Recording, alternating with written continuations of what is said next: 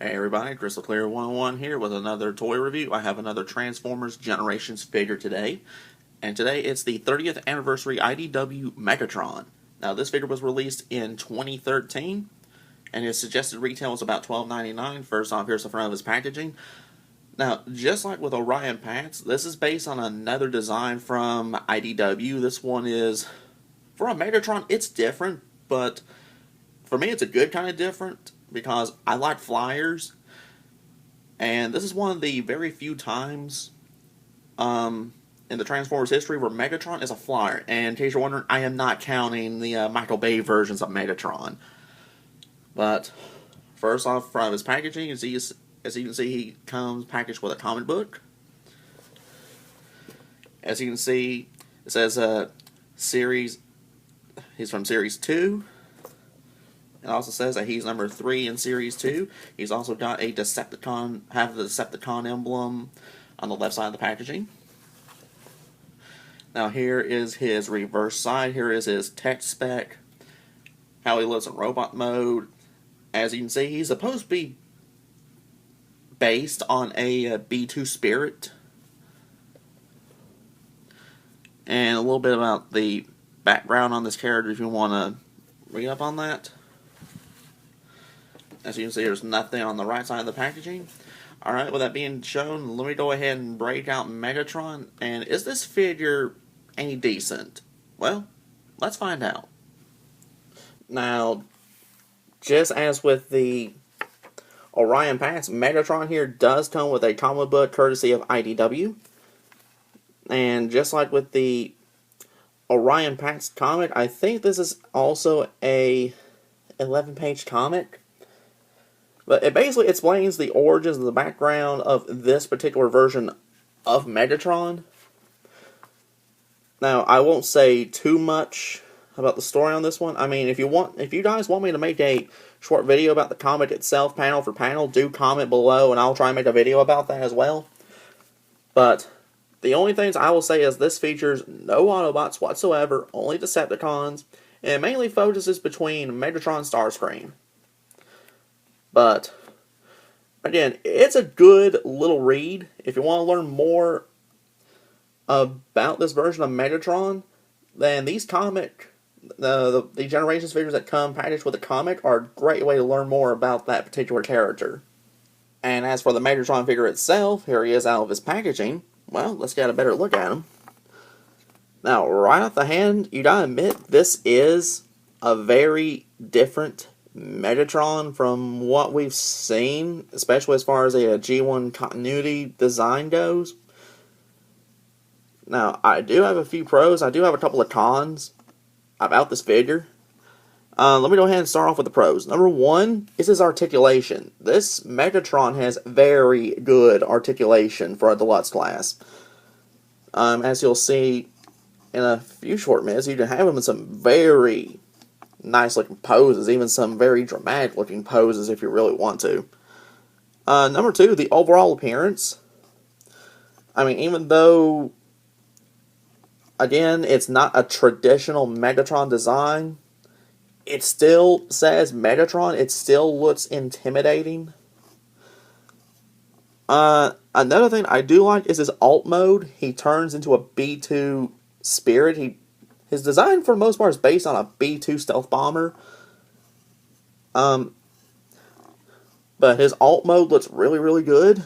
I like that. Number 4, I like the fact that his weapon is a fusion cannon. It's an arm-mounted fusion cannon. And not only that, you can have it mounted on either his right arm or his left arm. Both arms have the same kind of peg hole, so you can mount it on whichever arm you personally please. Me, I just leave it on his right arm, because for me, that's the traditional mounting position for his fusion cannon. Another thing is, just like with Orion Pants, is that he does come with a comic book. And as I say with Orion Pants, just learning a little more about a character's origins, or in this case, a little story behind this particular version of Megatron, for me, is always a plus. I always like trying to learn about different characters if I can. But if I had any cons about this figure, honestly, overall, I do have like 3 cons about Megatron. The first one, it's a really personal one. I don't know about you guys, but this is just a personal one for me, which is, for me, his robot mode, he is a little small. I mean, his alt mode is bigger, but at the same time, his alt mode's still kind of small. Well, depending on which way you look at it. But for me, his size, he's just a little small for me. That's just my personal complaint. Number 2, this one's more legitimate, which is he does have a somewhat complex transformation. But as I'll show you in just a minute, his transformation is a little complex for a deluxe class. I will go ahead and tell you. Number 3. Again, this one's a personal complaint. So 2 of my 3 complaints are personal ones, which is his color scheme. It's the fact that it's not, well, for me, traditional would be like silver or gray, whichever one you want to go with a little bit of red. As you can see, this is mostly black with purple. And the only little bits of him that do have silver, honestly, are like the engine intakes up here and his face. But those are really my only real complaints I have about this version of Megatron. But aside from that, his pros for me really do outweigh his cons.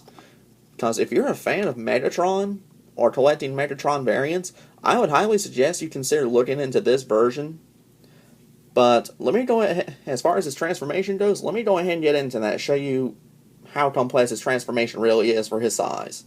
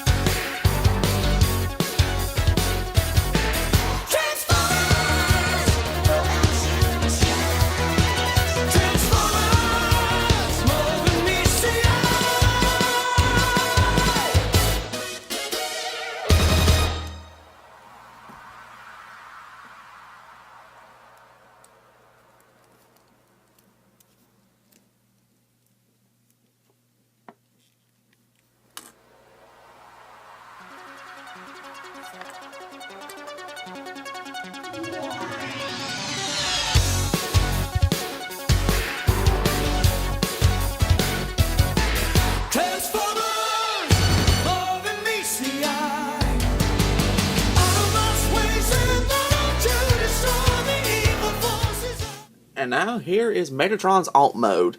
Now, as you can see, it's based on a B-2 Spirit. It's based on a B-2 stealth bomber.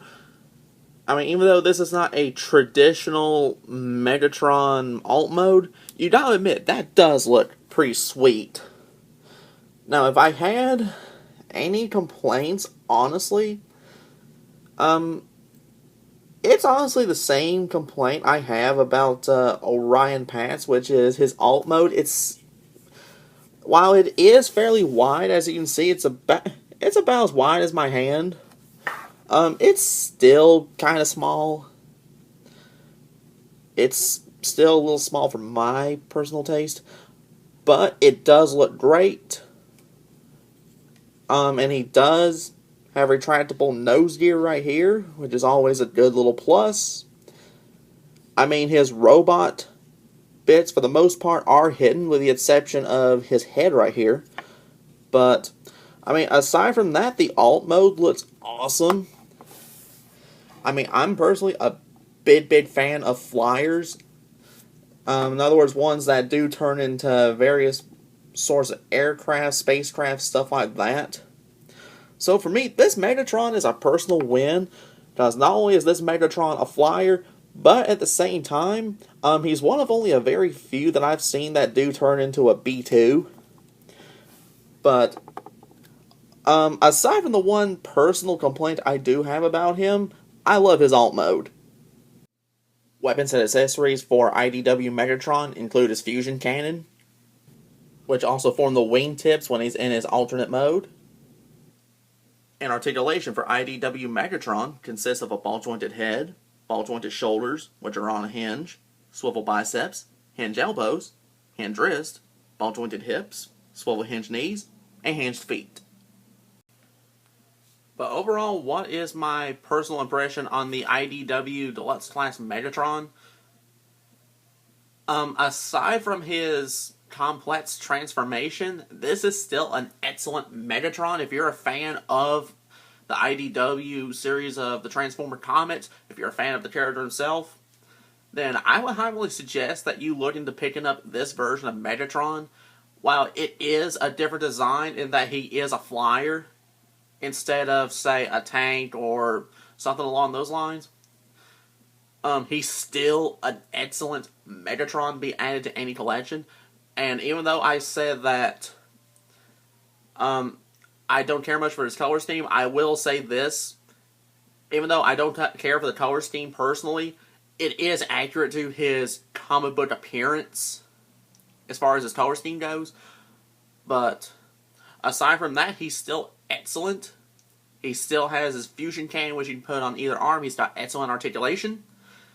And on top of that, he comes with a comic book explaining the origin of this version of Megatron. So he's a flat-out win. But this will wrap up my review on the IDW Deluxe Class Megatron. Be sure to rate, comment, and subscribe.